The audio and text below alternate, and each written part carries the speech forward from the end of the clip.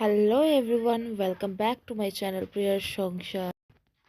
দিনটা ছিল 1 ফেব্রুয়ারি, মাঘী পূর্ণিমা। অনেক দিন ধরেই ভাবছি গঙ্গায় স্নান করতে যাব, কিন্তু তীরে এসে টরি দেবে। আমাদের বাড়ির কাছে গঙ্গা, কিন্তু আমরাই যেতে পারি না স্নান করতে। তাই আজকের দিনটা ভালো দেখে চলে গেছিলাম গঙ্গায় স্নান করতে। তো গঙ্গায় স্নান টান সেরে, গঙ্গা থেকে আমার বাড়ি যেহেতু দূরত্বটা খুবই কম, স্নান টান সেরে একদম বাড়িতে চলে এসেছি। দিনটা যেহেতু পূর্ণিমা, তাই আজ ভগবানকে একটু ভোগ নিবেদন করব। তো দেখো, মেডো কার্ড বলে একটা অ্যাপ আছে, সেখান থেকে আমি নিয়ে এসেছি দুধ, কিছু সবজি আর ডিটক্স ওয়াটার। তো ভগবানকে ভোগ নিবেদন করব বলতে, ভোগ নিবেদন করব আজকে শুধুমাত্র পায়েস। গত মাসে আমার জন্মদিন গেছে, বাট ভগবানকে কোনো পায়েস দেওয়া হয়নি। তাই জন্য ঠিক করেছি আজ ভগবানকে একটু পরমান্ন রেঁধে খাওয়াবো। আমার দাদু খুব বলতো, জানো তো, আমার দাদু পায়েসকে পায়েস বলতে পারতো না, পরমান্ন বলতো।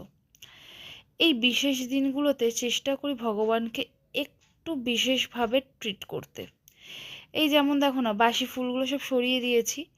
আগে তোমাদের দাদাভাইয়ের যখন ফুলের দোকান ছিল, তখন আমরা প্রায় ভগবানকে নিত্য নতুন ফুল দিয়ে সাজাতাম। কিন্তু কাল একজন হাওড়া হাটে গেছিল, তো তাকে দিয়ে এই সাদা চন্দ্রমল্লিকাগুলো আনিয়েছি। আমার খুব ভাল লাগে, জানো তো, এই সাদা চন্দ্রমল্লিকাগুলো দিয়ে পুজো দিতে। ফুল সাজিয়ে এসেই কিন্তু দেখছি যে মোটামুটি আমাদের পায়েসটা হয়ে এসেছে, চাল গলে গেছে। তাই একটু চিনি দিয়ে দিলাম। ইচ্ছে ছিল গুড়ের পায়েস করে দেওয়ার, কিন্তু বাজারে যাওয়া হয়নি, গুড় অ্যাভেলেবেল ছিল না, তাই প্লেন পায়েস। অনেকেই পায়েসে ড্রাই ফ্রুট ব্যবহার করে, কিন্তু আমার ভালো লাগে না। ওই যে বললাম, আমার একটু অন্যরকম, একদম সাদামাটা জিনিসই ভালো লাগে। যাই হোক, এইভাবে পুজোটা সম্পূর্ণ করলাম।